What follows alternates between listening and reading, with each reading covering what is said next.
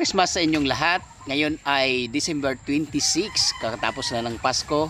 Ayan, nandito tayo ngayon sa ating mini farm kung saan itong ating 10 months old na talong ay namumunga pa rin. Ayan. 7 buwan natin itong iniwan, pero hanggang ngayon ay namumunga pa rin. Naging masukal ang lugar na to, kaya nilinis muna natin. Pero makikita natin na itong ating talong ay nagbibigay pa rin ng bunga. Ngayon, ang sikreto ay ano? Ang sikreto natin sa ating pagtanim ng talong na to, although 2 puno lang to. Ayan. Pakita natin yung mga bunga. Ayan. Ito nga palang variety ng ating talong ay Fortuner F1. Yan, nabili natin to from Swiss. Yan, napakaraming bunga, napakataas na nito. Pero ang sikreto natin ay ito.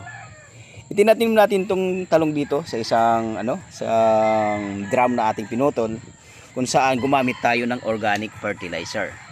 Ang ginamit nating organic fertilizer dito ay yung chicken manure. Yan. Tapos hinaluan natin yung lupa ng kusot o yung kukupit. Kaya napakaganda ng lupa dito. Yan, naghalo rin tayo dito ng mga abo. Kaya minix natin, lagay natin dito kung saan tayo magtatanim. Kaya ayan ang naging sikreto natin dito. Kahit 7 buwan tayong wala dito, walang abono tayong nilagay dito. Ayan, nabali na nga. Ayan. Pero nagbibigay pa rin ng bunga itong ating talong. Ayan, napakataas nitong ating talong. Pansin nyo? Ayan, mataas pa sa atin. Pero nagbibigay pa rin. Sa ngayon, dahil kulang sa ng ating talong, yung nutrients, nagbigay tayo ngayon dito para manimbago yung yung mga dahon niya. Bumalik yung sigla, magbigay siya ng bunga, magbigay ng mga bulaklak. Ay nag-apply tayo dito ng urea at saka complete. Hinalo natin complete at urea at nilagay natin dito. Ayan, naglagay tayo dito ng complete paikot. Ayan. Siguro dahil nagbigay tayo dito ng abono, ay inaasahan natin na lalago pa rin at magbibigay pa rin ng bunga itong ating talong na 10 months old. Ito nga hindi siya naalagaan pero nagbibigay pa rin ng bunga. Yan.